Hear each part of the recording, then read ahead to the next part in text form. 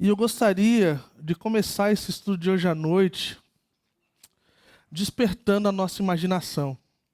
Não é um desejo de abalar as nossas emoções, ou uma coisa de deixar com medo, ou nos deixar temeroso, ou coisa do tipo, mas é uma verdade que eu tenho.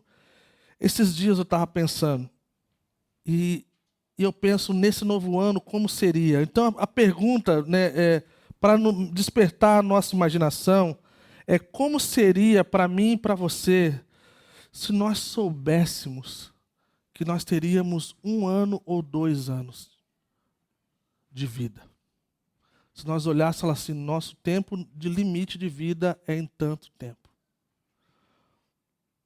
Como isso mudaria a minha vida e a sua vida? Como isso mudaria, como essa notícia mudaria o jeito que eu e você lidamos com a família, com o trabalho e com a igreja? Eu gostaria que a gente parasse por um instante e a gente ponderasse. Eu não sei vocês, mas o fim de ano e o começo de ano nos leva a tantos lugares, a tantos pensamentos, a tantas coisas. E é inevitável pensarmos nas coisas que nós gostaríamos de fazer nesse próximo ano. Então o pastor Rodrigo, no domingo passado, ele deu esse pontapé inicial acerca dessas coisas que são importantes e primárias, né? De ver a nossa vida sendo usada para a glória de Deus, de estarmos avançando, já que temos esse lugar no Senhor. Como seria a nossa vida, gente, com a notícia de que nós teríamos mais 1 ano ou 2 de vida? E seja como for, que a gente possa pensar de forma honesta.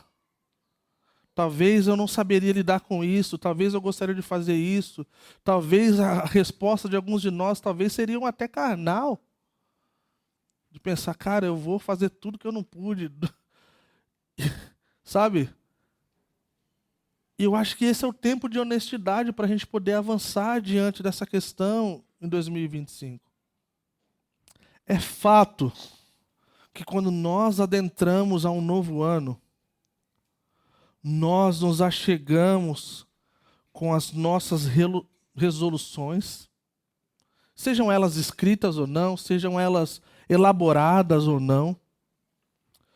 Nós nos achegamos com coisas que nós queremos mudar, algumas coisas simples, outras mais radicais, outras que nós queremos conquistar, outras que nós gostaríamos que fosse diferente do ano passado. E sabe uma coisa radical, gente? Eu não sei como o chat GPT e a revista Exame chegaram a esses números, mas dizem que é de 8 a 12% das resoluções se cumprem conforme o ano se vai. Uma coisa eu sei, de acordo com a minha experiência, esse número está até meio exaltado. Porque passa ano e vem ano, algumas coisas, infelizmente, não mudaram na minha vida. Quantos de nós já começamos? Esse ano eu vou ler a Bíblia de ponta a ponta, leitura anual. Aí chega no dia 25 de janeiro, a gente já não sabe mais onde está o calendário da leitura anual. E aí a gente se sente frustrado. A gente fica mais chateado ainda do que do ano passado. E aí a gente, cara, começa a ler devagarinho, às vezes nem lê, e às vezes tenta ali fazer na força. Quando nós eu vou orar mais esse ano, eu vou jejuar mais, eu vou dar mais, vou ser mais generoso. Então, quando a gente pensa nessa questão básica de 8 a 12, sendo generoso com os números, né? Não se, na verdade, se cumprem. Então, a maioria não se cumpre, cerca de 90%, vamos dizer aí. O que isso tem a ver com a pergunta inicial? É porque eu tenho certeza, diante de uma notícia desse tempo de vida que nós teríamos curto, nós daríamos o que for preciso, e mais do que isso, para fazer todas as coisas que nós entenderíamos como mais importante para esse novo tempo da nossa vida, não é verdade? Não requer muito conhecimento bíblico, porque a nossa experiência como ser humano, numa sociedade e num mundo caído, nós temos plena consciência que a vida é um vapor. Se tem uma coisa que nós, seres humanos, temos plena consciência, é de que nós estamos nesse mundo por um propósito e que nós não sabemos por quanto tempo,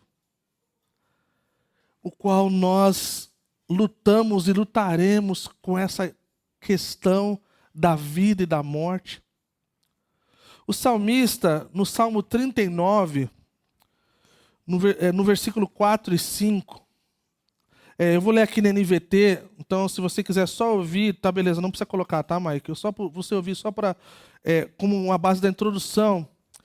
O salmista fala assim: mostra-me, Senhor, como breve é o meu tempo na terra. Mostra-me que meus dias estão contados e que a minha vida é passageira. A vida que me deste não é mais longa que alguns palmos. E diante de ti, toda a minha existência não passa de um momento. Na verdade, o ser humano não passa de um sopro. Tiago, ele fala lá no capítulo 4, versículo 14, ele fala assim: vocês nem sabem o que acontecerá amanhã. Que é a sua vida, vocês são como uma neblina que parece por um pouco de tempo e depois se vai, dissipa. E existem muitos outros versículos que nós podemos olhar para isso. E isso, num dia de angústia e num dia de dor, pode nos levar a lugares extremos da nossa fé e do nosso coração, gente.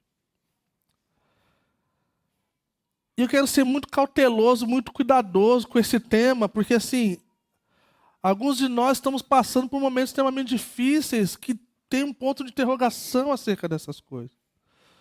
Mas eu queria poder instruí-los e assim também a minha vida sermos encorajados ao que de fato importa.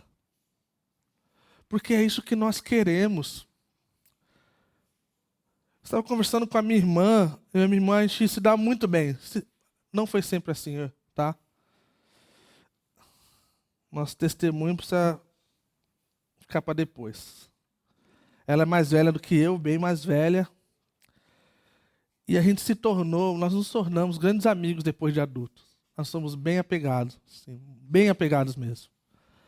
E nós estávamos sentados conversando no ano novo, 2025. E nós estávamos falando sobre a vida. E aí ela começou a falar: poxa, fulano se foi, né? Beltrano se foi. Eu falei assim: mana, sabe de uma coisa? Nós estamos experimentando uma coisa incrível, que é temerosa, nós não temos controle sobre ela, mas se for conforme deveria ser, na verdade, assim, não é como deveria ser, porque antes da queda não era para ver morte. Mas assim, diante da queda, nós enterramos nossos pais. E se a ordem seguir, os meus irmãos mais velhos vão primeiro e eu sou o último. E ela falou: é mesmo, né, mano? Eu falei: cara, as gerações estão andando, né, do nosso convívio. E foi a primeira vez que eu vi isso como uma forma de encorajamento. De pensar assim: cara, isso aqui é assim que é. Né? E aí, depois daquele dia, algo despertou dentro de mim. E eu fiquei assim: poxa, alguma coisa tem que mudar se essa ordem está correta. E eu sei que essa ordem não segue dessa forma, ela dá looping. Entendeu, gente? E aí eu lembrei que o pastor Chuck falava assim: você tem apenas uma vida e logo passará. E apenas o que foi feito para Cristo permanecerá. E essa frase tem mexido comigo por anos. Apenas uma vida e logo passará. Apenas o que for feito por Cristo permanecerá. Outra pessoa disse: você tem apenas uma vida para viver, apenas uma oportunidade de fazer a diferença na terra. Não apenas no mundo, mas para a eternidade. Porque o que nós fazemos aqui remete em eternidade. Então ele fala: não desperdice esse tempo. Como o tema de hoje à noite é uma forma curta de dizer o que Charles Spurgeon era chamado o príncipe dos pregadores. Ele falava assim, que a vida é curta, né? O tempo é curto, a vida é curta, a eternidade é longa. E essa vida curta, ela só faz sentido se ela for vivida em luz da eternidade. Eu vou repetir. A vida é curta, o tempo é curto, a eternidade é longa. E essa vida curta, esse tempo curto, ele só faz sentido se for vivida à luz da eternidade. Então imaginem só o cenário que nós estamos em 2025, gente. E então eu gostaria de ler uma parte do texto, nós vamos orar. E nós vamos pedir para que o Senhor ministre aos nossos corações, e já está fazendo, mas através das Sagradas Escrituras. Amém? Obrigado. Efésios, capítulo 5. Eu vou ler até o versículo 7. E nós vamos orar. Efésios, capítulo 5, a partir do versículo 1, diz assim: portanto, sejam imitadores de Deus, como filhos amados, e vivam em amor, como também Cristo nos amou, e se entregou por nós como oferta e sacrifício de aroma agradável a Deus. Entre vocês não deve haver nem sequer menção de imoralidade sexual, como também de nenhuma espécie de impureza e de cobiça, pois essas coisas não são próprias para os santos. Não haja obscenidade, nem conversas tolas, nem gracejos imorais, que são inconvenientes, mas ao invés disso, ações de graças. Porque vocês podem estar certos disso. Nenhum imoral, ou impuro, ou ganancioso, que é idólatra, tem herança no reino de Cristo e de Deus. Ninguém os engane com palavras tolas, pois é por causa dessas coisas que a ira de Deus vem sobre os que vivem na desobediência. Portanto, não participem com eles dessas coisas. Senhor, nós nos achegamos diante de Ti, Senhor, e nós pedimos a Sua graça, Senhor. Pedimos o Seu favor, Senhor.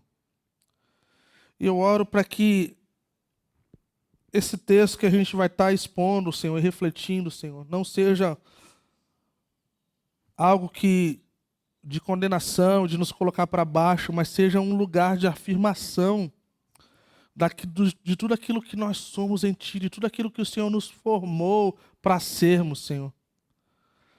E se porventura a gente precisa ser transformado, e eu tenho certeza que nós precisamos, não há ninguém aqui nessa noite que possa passar batido aqui 100% diante dessas coisas, Senhor. Mas eu oro para que haja um encorajamento do Senhor, da parte do Senhor para nós, para a glória do Teu nome, Senhor. Amém. Então, gente, a gente começa olhando para esse texto, e como estudiosos das Sagradas Escrituras, o apóstolo Paulo ele começa com portanto. Portanto, é um indicativo de que ele estava falando de algo no passado. Então, o capítulo 4 ali, ele segue essa parte da linha do capítulo 5. E então, Paulo está falando, logo antes ele falou, né, da questão de não entristecer o espírito através de procedimentos, né, que não condizem com aqueles que são cristãos e filhos da luz. Né. Ele fala que para se livrar de toda amargura, né, indignação, ira, gritaria, calúnia e maldade. E aí no versículo 32 do capítulo 4, ele fala assim: sejam bondosos e compassivos uns para com os outros, perdoando-se mutuamente, assim como Deus os perdoou em Cristo. Então esse é o portanto. Fala assim, ó, diante dessas coisas aqui, tem mais um pouquinho. E aí então ele vai entrar de forma mais específica acerca de coisas que são pecados. Então, assim, começar o ano falando dessas coisas, gente, eu oro que seja libertador. Eu oro para que seja uma coisa que nos livre desse mal, dessa praga, que não faz só mal para a gente, faz mal para todo mundo. E quem sabe a gente possa viver um ano com vitória sobre o pecado. Quem sabe a gente possa viver um novo ano onde nosso coração vai estar calibrado no Senhor. Ele vai estar tanto pensando no Senhor que ele não vai dar lugar para essas outras coisas. Ele fala, sejam imitadores de Deus. Né? Então ele fala logo no começo, ele fala assim, cara, vocês têm um exemplo. Paulo falou em outro lugar, ele falou assim, sejam meus imitadores, como eu sou de Cristo. Aqui ele fala, sejam imitadores de Deus, ainda muito mais radical. Assim, vocês têm um exemplo. A palavra imitador aqui é a mesma palavra para seguidor. Eu gastei um bom tempo, alguns meses, falando sobre essa questão de ser um seguidor, de ser um aprendiz. Gente, quer dizer de um pacote completo de alguém que diz ser cristão. Quer dizer que existe uma realidade que nós não podemos negar, que nós precisamos ter na nossa vida, se nós somos de fato os filhos de Deus, e se nós de fato estamos andando na luz, e se de fato estamos cumprindo com as coisas que o Senhor nos fez para sermos. E ele fala interessante, ele usa o termo filho amados. Crianças não precisam de muitas coisas para aprender a seguir exemplos. Eles só seguem. Então, filhos é a mesma palavra de filhinhos, é a mesma palavra de crianças. Então, fala assim, sejam meus imitadores dessa forma, de forma que venha natural para vocês, que isso faz parte da vida de vocês. A gente lembra de outras passagens que a gente fala para ser santo como o Senhor é santo. Então aqui, você que está talvez nos visitando, ou talvez está se achegando à fé, ou coisa do tipo, quando você vai ouvir a palavra santo aqui, se referindo a seres humanos como eu e você, está falando de pessoas que na verdade se identificam com a realidade de que nós somos filhos de Deus, e por isso nós somos santos, com S minúsculo e muito minúsculo. E Ele é santo com S maiúsculo e muito maiúsculo. E é assim que nós então nos relacionamos, tá? E ele coloca esse exemplo em Cristo. Versículo 2, e vivam em amor, como também Cristo nos amou. Mas Cristo não só nos amou, mas Ele se entregou por nós, como oferta, e sacrifício e aroma agradável a Deus. Então essa é a vida do cristão em comunidade. Essa é a vida do cristão com outras pessoas. São pessoas que devem saber amar. São pessoas que devem saber se entregar. Tem pessoas que devem saber fazer coisas que não vêm de forma fácil ou natural, talvez, mas sacrificial. E sabendo dessa consciência de que isso é algo agradável ao Senhor.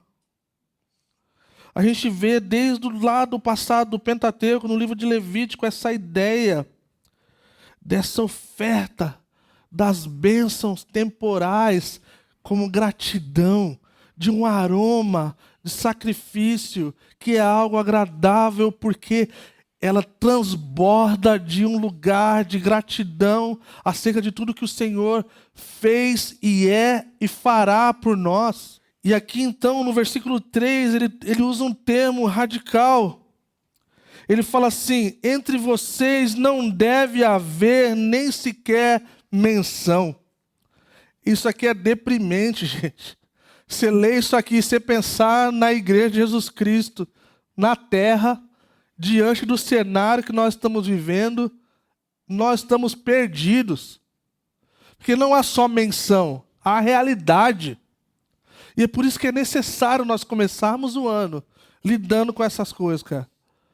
E uma das coisas que eu sempre falo e volto a repetir, gente, Se você olhar ao redor dessa comunidade, você vai ver um monte de gente falha assim como você. E tá ok. Desde que o nosso desejo seja ser como Jesus. Desde que o nosso desejo esteja lá na cruz com Jesus. Desde que nossa vida possa ser esse lugar de transparência da nossa fragilidade. E eu volto a dizer, como liderança da Calvary Curitiba, nós não daremos e não damos lugar para pessoas que tentam ser alguém, parecer alguém que não são. Isso é abominável ao Senhor. Então é melhor que a gente seja ok com as nossas fragilidades e podemos confessar uns aos outros e pedir perdão. E a gente então não precisa forçar a ser alguém que nós não somos.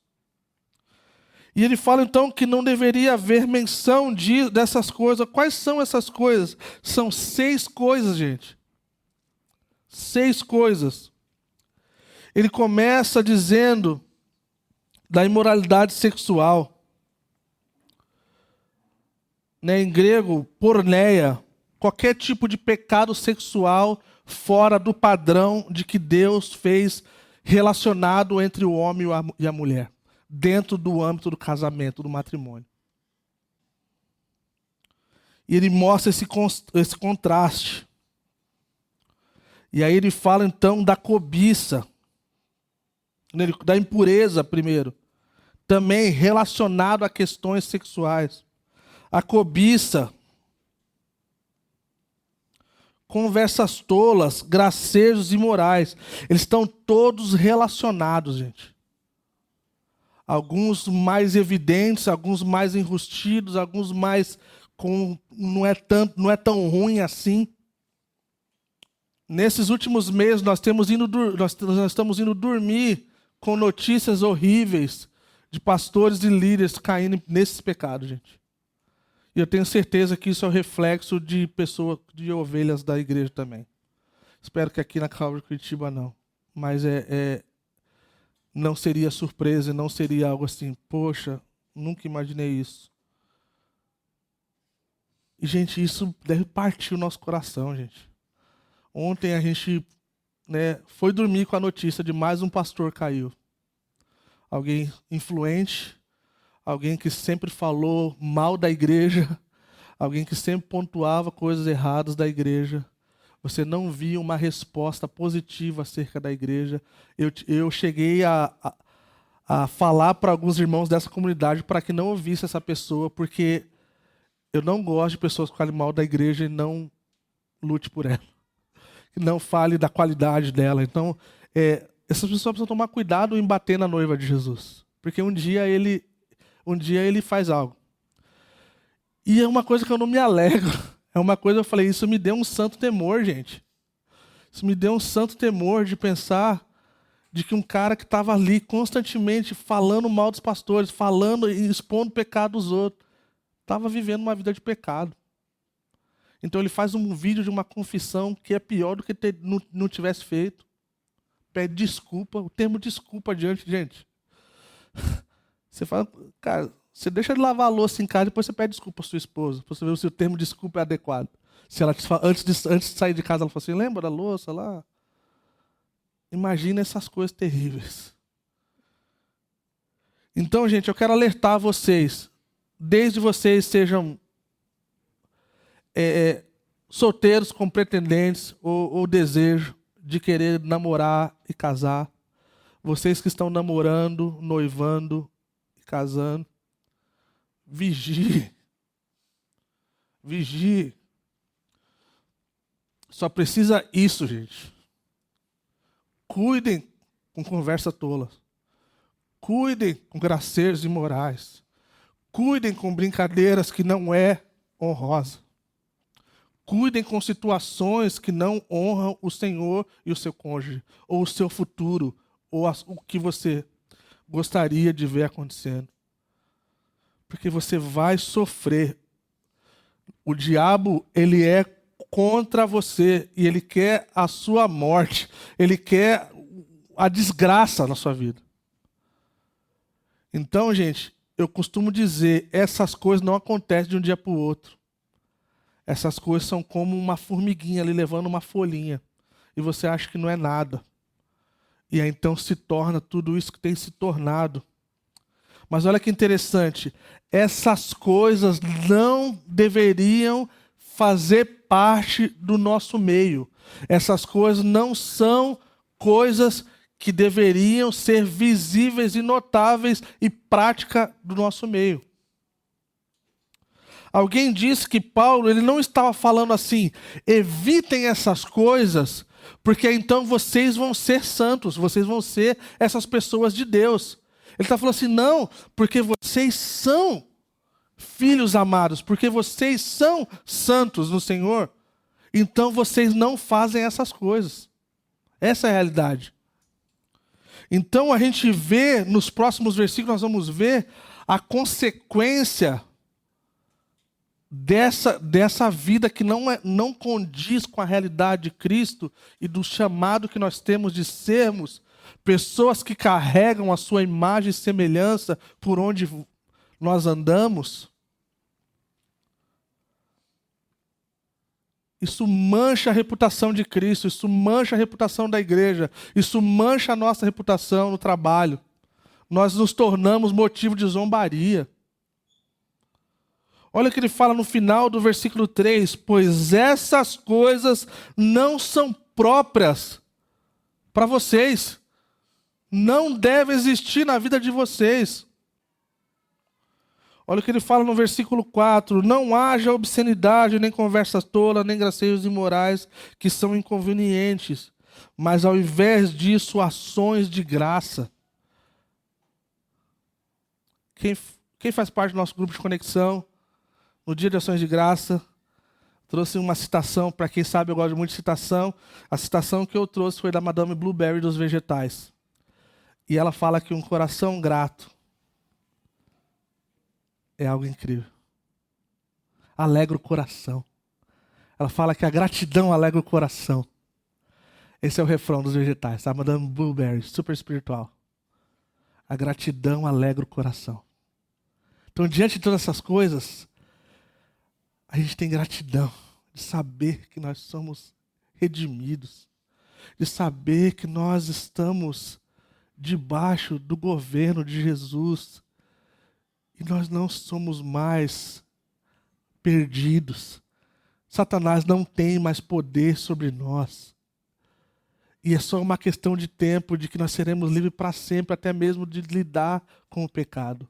Isso deve ser algo de grande gratidão para a gente.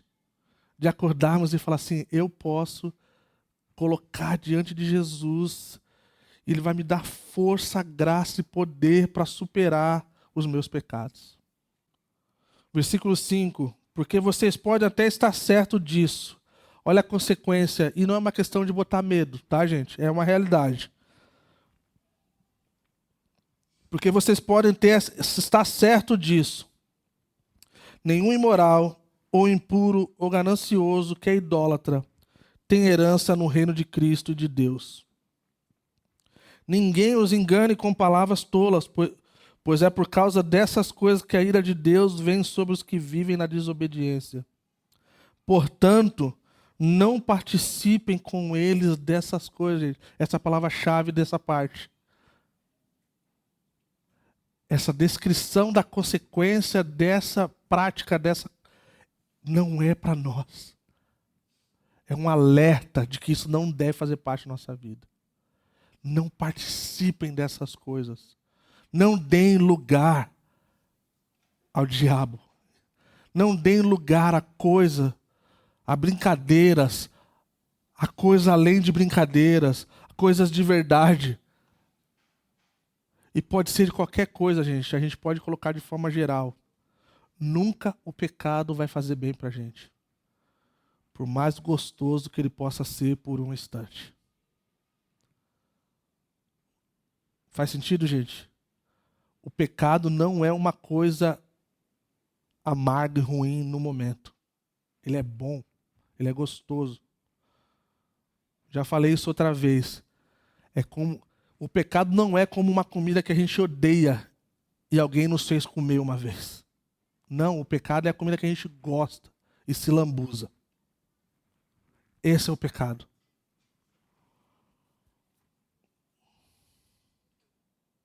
Não participem dessas coisas.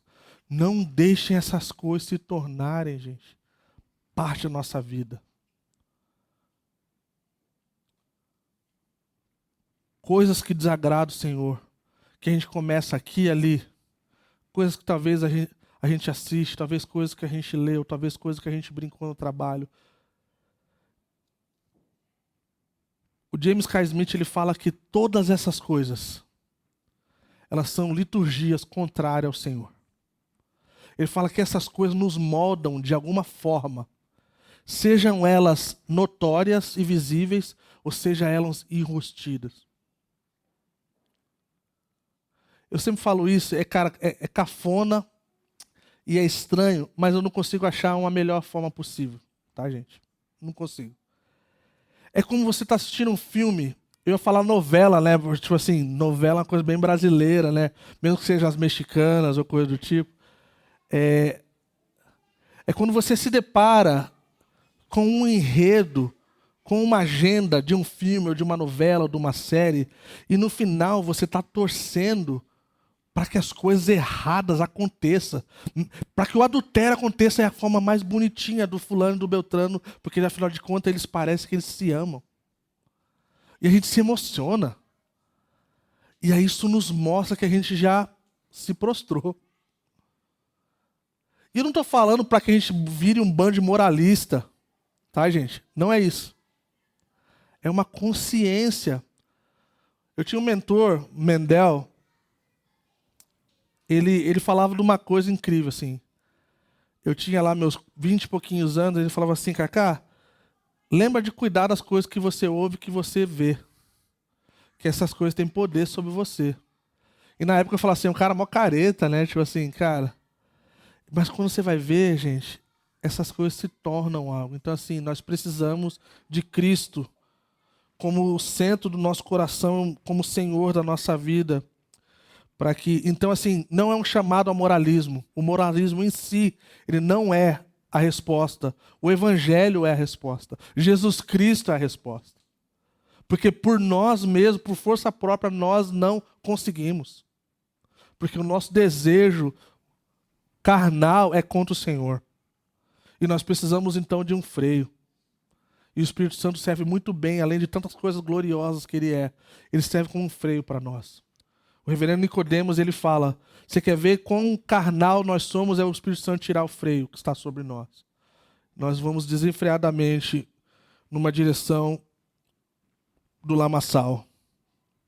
E aí então ele começa a descrever, ele continua, versículo 8, porque outrora vocês eram trevas, olha a diferença, o contraste aqui, a mudança. Mas agora são luz no Senhor, vivam como filhos da luz, pois o fruto da luz consiste em toda bondade, justiça e verdade. E aprendam a discernir o que é agradável ao Senhor. Não participem das obras infrutíferas das trevas, antes exponha na luz. Porque aquilo que eles faziam em oculto, até mencionar, é vergonhoso, mas tudo que é exposto pela luz torna-se visível, pois a luz torna visíveis todas as coisas. Gente, olha que poderoso isso aqui, gente. Nós vivíamos de acordo com os princípios e o governo de Satanás. Esse é o nosso passado. Mas agora, como filhos da luz, como crentes no Senhor, nós temos essa responsabilidade de sermos diferentes das trevas. Porque de outra forma, nós não temos nem mais testemunho para convidar pessoas à fé cristã. Nós perdemos. Nós perdemos se nós não formos diferentes. Nós vamos estar convidando pessoas a uma vida muito parecida na qual ela já vive. E as pessoas falam assim, cara, isso aí eu já tenho. Esse estilo de vida aí eu já tenho. Não preciso mudar. Mas aí quando essas pessoas se deparam com a forma que os filhos de Deus vivem, em comunidade, em comunhão, em amor, em retidão, em santidade, em piedade. Eles começam a bugar porque está em falta nesse mundo. A forma que nós educamos nossos filhos, a forma como nós lidamos com os nossos cônjuges, a forma que nós trabalhamos como profissionais cristãos, como nós estudamos, como nós lidamos com as relações. E isso mexe com o coração das pessoas. Porque está em falta, gente. Até mesmo no meio da cristandade. Essas coisas que são ocultas, elas são trazidas à luz e elas tomam um rumo diferente. Então, assim, quero dizer para você que faz parte da Câmara de Curitiba, se porventura tem algo, tem coisas que você fez ou vem fazendo ou está fazendo que está escondido, talvez hoje seja a noite dessa coisa ser dita para o Senhor primeiramente e depois ser confessado para alguém. Alguém de confiança, alguém que vai guardar seu coração, alguém que vai orar por você, alguém que vai cuidar de você de alguma forma. Mas saiba, o salmista Davi falou assim, que enquanto eu calei, escondi o meu pecado, eu adoeci. Os meus ossos se enfraqueceram. E o pecado tem essa capacidade de nos adoecer. Porque nós não fomos feitos para sermos dessa forma. E olha que interessante, indo para a parte final, ele fala assim, versículo 14, porque isso é que foi dito, desperta, ó tu que dormes, levanta-te dentre os mortos e Cristo resplandecerá sobre ti. Quem me conhece sabe, gente, eu não sei se é uma qualidade, depois de tudo. Às vezes eu penso que sim, em alguns cenários. Mas eu tenho uma facilidade de dormir de forma muito radical, emblemática, de verdade. Eu tenho a capacidade de dormir e acordar no meio da conversa e continuar conversando como se nada tivesse acontecido. É incrível. Eu acho que até aí é qualidade. Mas é radical pensar o que nós somos capazes de fazer dormindo, gente. Você já pensou parar nisso? Talvez você não, mas o ser humano, no geral, gente, nós somos capazes de andar, de ouvir, de cantar, de conversar, de ir no banheiro, de comer. Não é radical, gente? E isso é uma coisa que é um alerta para a gente assim, do perigo dessa coisa. O perigo que o apóstolo Paulo está vendo aqui, ele está dizendo assim, vocês podem ter essa aparência de vida dormindo. Vocês são capazes de fazer todas essas coisas e vocês dão uma ideia de que vocês estão acordados, mas vocês não estão. E chega o ponto que a gente já nem sabe mais quando a gente está acordado ou dormindo, no meu caso. Porque cada piscada é um flash, mano. Mas ele está falando aqui de algo radical, gente. Essa sonolência no cristão, ela é perigosa. Ela é perigosa porque ela pode fazer, que a gente pode fazer coisas grandes, feitos incríveis, enquanto estamos adormecidos. Que farão parecer que a gente tá bem, quando nós não estamos. Então nós precisamos despertar, sim, para muita coisa. Seja qual for a nossa coisa, a nossa sonolência. Mas a gente precisa despertar. A gente precisa despertar porque a gente não quer despertar diante de cenários que a gente tem que agir agora. Nós queremos ser prevenidos. Nós queremos amar nossa família com um amor de valor inestimável. Nós queremos amar a comunidade do Senhor como um valor inestimável. Nós queremos usar as nossas finanças de uma forma que glorifique a Deus de forma inestimável. Viver na luz significa viver em sabedoria. Viver acordado quer dizer viver em sabedoria. Nós vamos fazer coisas que nós estamos cientes e que nós desejamos fazer. E eu continuo pensando na nossa pergunta inicial. Como seria a nossa atitude diante da notícia de que nós teríamos 1 ano ou 2? Isso é radical para mim. De pensar de como nós dividiríamos o nosso tempo, de pensar como nós lidaríamos com a nossa finança, de pensar como nós lidaríamos com o trabalho. Entendeu, gente? E agora, de fato, indo para a última parte. A vida cheia do Espírito Santo, ela é marcada por adoração e gratidão. E essa é uma coisa incrível da parte dos crentes que vivem no Senhor. Ele fala assim no versículo 15, ele fala assim: tenham cuidado com a maneira como vocês vivem. Tenham cuidado, um alerta. Tenham cuidado. Que não seja como os insensatos, mas como os sábios. Os insensatos representam todas aquelas coisas que foram citadas, tá? Aproveitando o máximo a cada oportunidade, porque os dias são maus. Mais uma vez, portanto, diante dessas coisas que eu falei, não sejam insensatos, mas procurem compreender qual é a vontade do Senhor. Não se embriaguem com vinho, que leva à libertinagem, mas deixem-se encher pelo Espírito, falando entre si com salmos, hinos e cânticos espirituais, cantando e louvando de coração ao Senhor, dando graças constantemente a Deus, Pai, por todas as coisas em nome do Senhor Jesus. Então, gente, a coisa do crente, de viver uma vida que agrada a Deus, requer o Espírito Santo em nós. Requer sermos revestidos, seja o nome que você quiser dar.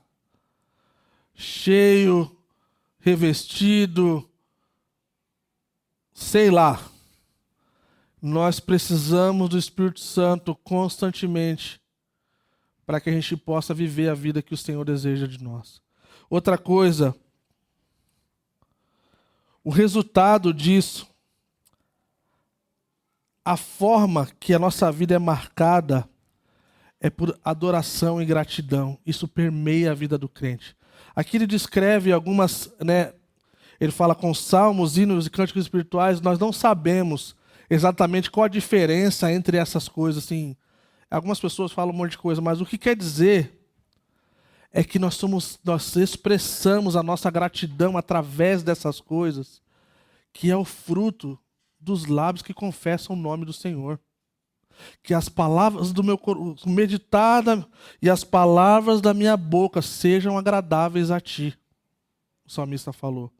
Então, nós podemos fechar esse tempo pensando, se nós não dermos lugar a essas coisas, que podem ser sutil ou não, se nós vivermos na questão do Espírito Santo, de pedirmos para que o Espírito Santo venha nos encher, e venha cuidar de nós e nos guiar e colocar essa rédea diante das coisas, nós vamos responder com louvor.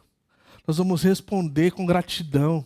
Nós vamos responder com uma coisa que não condiz muitas vezes nem com a realidade, que é essa questão da gratidão, que para o mundo é loucura. E eu queria então fechar desafiando você a 2 grupos de pessoas. Primeiro, você que é crente no Senhor. Que você olha para essa lista e você fala assim, cara, estou lascado. Quer dizer para você, pode ser que nessa noite seja o início de uma obra de santificação na sua vida. E saiba que você não está sozinho nessa. Saiba que alguns de nós estamos de forma diferente nessa coisa. Existe um lugar de perdão, existe um lugar de transformação, existe um lugar, esse lugar é no Senhor. Amém? E antes de ir para o outro grupo, eu quero dizer uma coisa para você. Faça um exercício, volte lá nos primeiros capítulos de Efésios. E você olha no primeiro capítulo lá, e você veja as bênçãos espirituais para aqueles que estão em Cristo. As promessas do Senhor, as bênçãos do Senhor, é para aqueles que estão em Cristo. Amém? Então, se você está em Cristo, olha que coisa incrível. A gente podia falar, ele fala que as bênçãos espirituais, as regiões celestiais em Cristo, nós somos escolhidos antes da criação.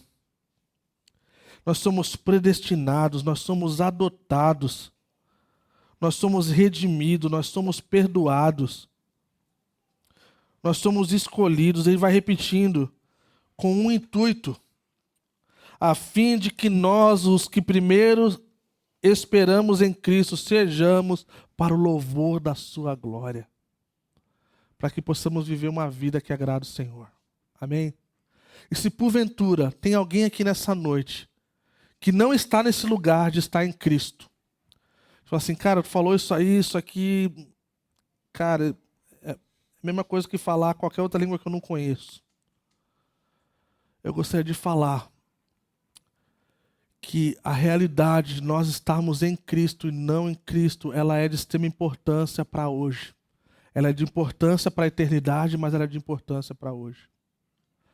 Essas coisas que foram citadas aqui em Efésios capítulo 5, acerca da cobiça, acerca da imoralidade, acerca de todas essas coisas de pecado sexual, nós só vamos ter vitória se nós estivermos em Cristo. Romanos fala, não há nenhuma condenação para aqueles que estão em Cristo.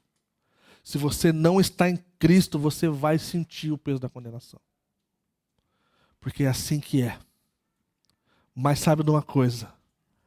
Jesus deseja que todos sejam salvos.